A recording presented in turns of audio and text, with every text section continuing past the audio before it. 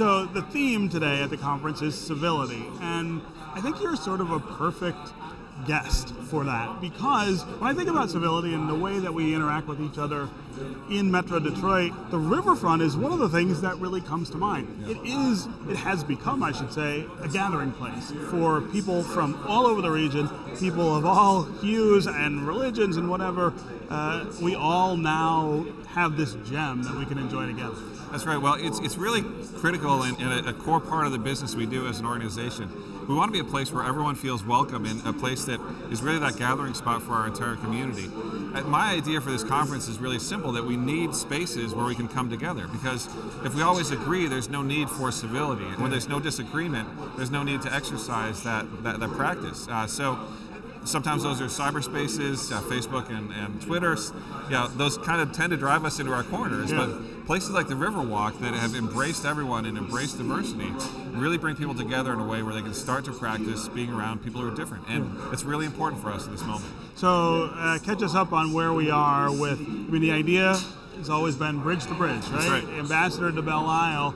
We're close, right? We are. We're making great progress. So there will be a lot of construction this summer, including the Uniroyal Promenade connecting Mount Elliott Park to the Belle Isle Bridge. Yeah. That's a critical piece. Yes. We're also doing a second DeQuinder cut in partnership with the city. So that'll be up Joseph Campo, and that'll welcome a lot of neighbors who are currently cut off from the waterfront.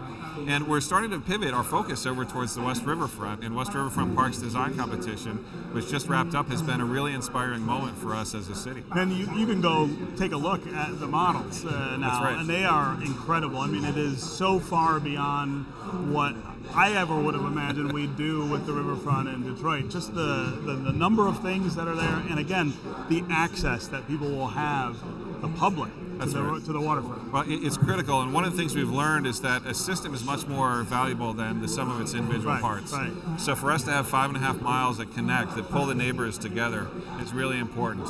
That park space is 22 acres, so it's almost the same size as Millennium Park in Chicago, for context. And it's really got the opportunity to change the world for everyone who lives in that neighborhood, Southwest Corktown, Mexican Town, but also to be a regional attraction where people can come from the suburbs and experience the city with their kids for the first time. Yeah. DeQuinder Cut, you talked about the new extension.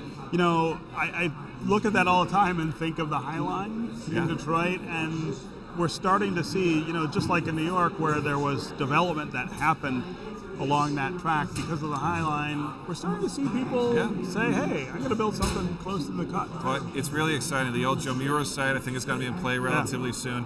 We're also starting to see a lot of industrial buildings that had loading docks that could load onto the trains. They're starting to think about those spaces as potential food and beverage options. So it's really an amazing catalyst, but it's also wonderful to see little kids learning how to ride their bikes on the DeQuinder Cut for the first time. Because Detroit is a big city. Not everybody's sidewalk is a great sidewalk, and not everybody's street is a great street. So acknowledging that, we've created a place where everyone feels safe and everyone feels comfortable. Yeah. Once we get bridge to bridge, then what?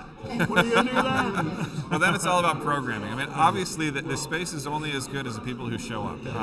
And if we built a gravel parking lot, but it was full of millions of people, it'd be a successful parking lot. We tried to certainly build something that's equivalent with the aspiration that we have as a community. But for us, it's about making sure that everyone continues to feel welcome. We're encouraging the economic development, because that job base that's being created adjacent to the riverfront is also very important for Detroit in this moment. Is there anything that could set us back? I think all the time about how far we've come along the riverfront, about when I was a kid, it just wasn't a place you went at all. And I always, I'm a Detroiter, I'm sort of a cynic, right? Maybe this will all go away. Are we past that point? Are we sort of past that tipping point where we have to worry? Yeah, I think for the Riverwalk in particular, no one is ever going to turn these parks back into factories. It's never going to happen. And as an organization, we've sustained the city bankruptcy, we've sustained the bankruptcy of some of our early partners in the project, and we've always kept it open, we've always kept it clean. So it's our goal of stewardship.